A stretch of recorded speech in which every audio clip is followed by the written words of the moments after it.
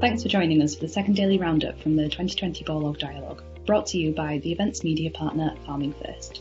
Joining me today to discuss highlights and takeaways from the day's sessions is Donald G., a civil engineering student at Georgia Tech.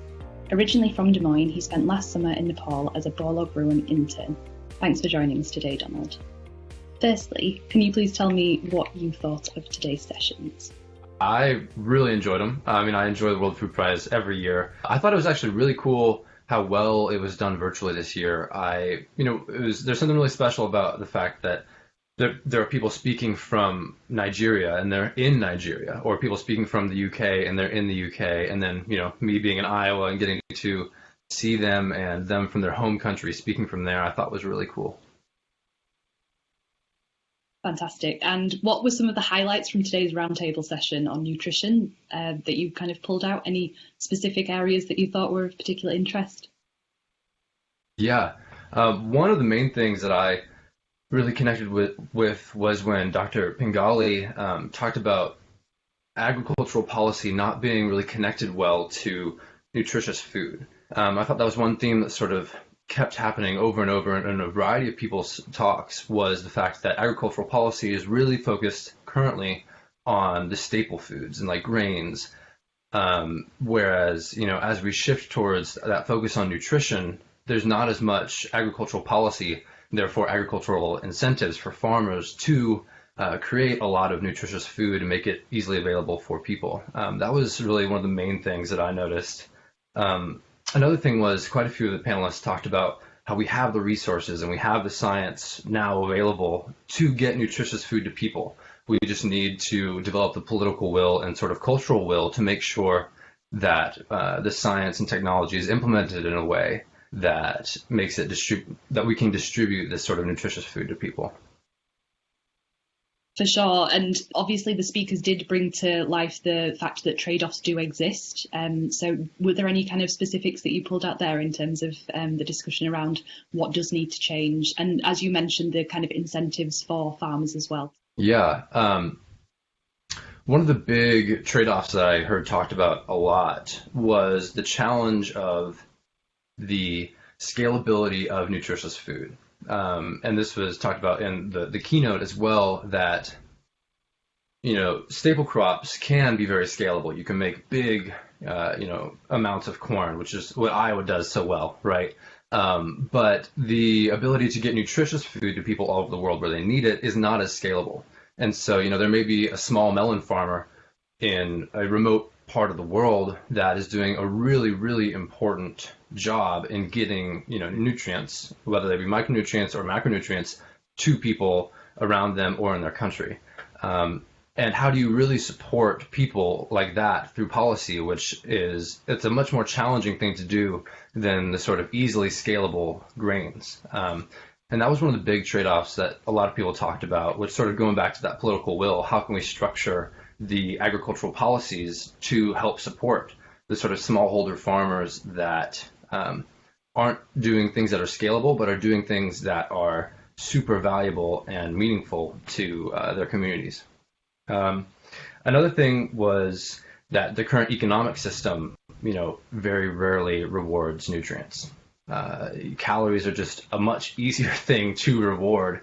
And that's a challenge in the United States as well, as it is in many places that our economic system is set up to reward calories. And so a lot of people will have enough calories, and so no one really notices or thinks, oh, this person is dealing with hunger issues, but they're dealing with nutrient issues that are much harder to see, but have really big impacts on cognitive development and other things. And that was another key point that I really connected with from the roundtable was the impact of stunting.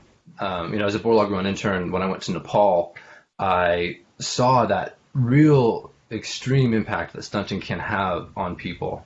And that was something that really, really hit hard, and is, that's something worth working on for sure, because the impact of stunting is just so dramatic on people's cognitive, physical, and all sorts of abilities. And, by getting people nutrients in that first 1,000 days of life when they're kids, you can really make a big difference in the quality of their life going forward. And so I think that is something that, one of the highlights of nutrition should be focusing on kids and mothers and helping babies have that opportunity to have really good nutrition. For sure. And obviously you've touched on the fact that it does kind of transgress different systems. So we've got agricultural systems, we've got economic systems, environmental systems. And obviously there's a very large part of this that does kind of then weave into the wider kind of public awareness. So the panel session today, we heard communications experts speak about the role of the media in shaping how we understand these various issues surrounding food and nutrition security. So one of the things that I pulled out was the fact that they talked so much about gatekeepers. What kind of resonated most with you from that panel? Yeah. Adam Roberts talked about that. The power of journalists as gatekeepers is really going away with the rise of social media. And it was really interesting to hear from Lazarus Lynch, Adam Roberts, and then Alexa Lamb together, the three very diverse viewpoints on different spectrums of the media. That point of the power of journalists as gatekeepers going away, I thought was really meaningful.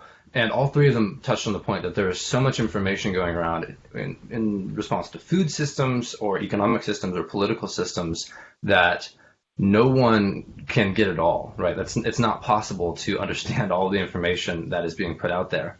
And I think all three of them sort of touched on the point that gatekeepers can be really, really important when it comes to factual information or spreading science. Alexa Lamb really talked about how it's so challenging right now to disseminate science well. And that gatekeepers who have access to larger audiences can really cultivate valuable information to people. And so I thought that was really, really important. And they also all touched on the point of sort of fake news or news that's meant to influence rather than inform. And I thought it was really interesting, the connection between that, the media and how media social media or fake news or opinion media, and the connection to nutrition. Because I think there's such a connection between people's ability when they're young to develop cognitively and develop critical thinking skills, and then being put into a world where there's so much media and so much information. I think providing that nutrition to kids and the development when they're young will really help them when they're older go through the sort of information age that we're in now and critically think about what they are consuming as media consumers. And so I thought the structure of the panels was amazing to think about the media and the nutrition and how those two things can really connect. Moving on then, we've just heard from Gilbert Hongbo, president of IFAD, in his keynote speech. Just wanted to get your thoughts on what they discussed. Gilbert Hongbo, for example, did bring out some really important points about building resilience among small-scale farmers. So what were your kind of key insights from that session? Yeah, I really enjoyed his 6 main points for like the prerequisites for resilience. I thought that was really, really valuable. The main one that I really connected with was, whether building resilience to disease or climate shocks, a one-size approach doesn't fit all. And going back to that point of the challenge of creating policy that helps with nutrition. And I think that was a great sort of segue into that of, one size fits all. There's no policy that will be a one size fits all, but there can be a lot of valuable information. And by adhering to some of the other prerequisites, like we need science and technology to inform policy that he talked about, I thought was really valid. And we can, through a lot of work, effort, and cooperation, he talked about create enough policies for enough places to create a system that works well together. And so I thought those 6 prerequisites for resilience was a really, really good highlight for me. Great. And one of those was equity. So he did mention the importance of including youth in these kind of areas and making sure that solutions are tailored to them as well. So obviously we've mentioned that you've been involved with the World Food Prize Foundation's youth programs, including the Global Youth Institute for many years now. So I just wanted to get your thoughts on how important it is to engage young people in the food security and agriculture space, and how, in your opinion, can this best be done? As a young person, I obviously think it's very important. With young people engaging in these issues, I think, can bring a really unique perspective and a lot of care about the future. Young people inherently, we really care about 2050 because I'm going to be living through 2050. I'm going to be living hopefully through 2060, 70, maybe even 80, right? I was born in 98. And I think that, through the programs like the World Food Prize Youth Programs, they absolutely changed what I thought I was going to go into. And by being around experts and people who are researching and thinking and addressing issues that will impact my life or impact the lives of people around me during that time, it's just incredibly inspiring for me to think about, okay, what are the issues in 2050? But then in my career, what are the issues that people are going to be facing in 2100, right? Or 2120, right? 100 years from now.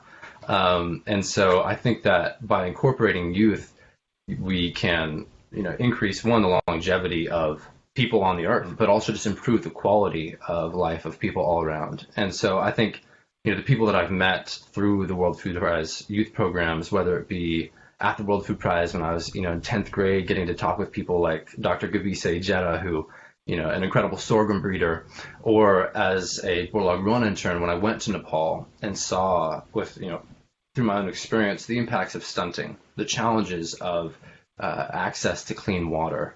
Those experiences, I think, can create a lot of empathy and a desire to make the world better and, eradicate hunger, which is in many ways, the mission of Norman Borlaug. And so I think the World Food Prize Youth Programs are an incredible opportunity. So any young people out there, you should definitely look into it. Well, thanks very much for your time today and best of luck with whatever comes next for you. Thank you.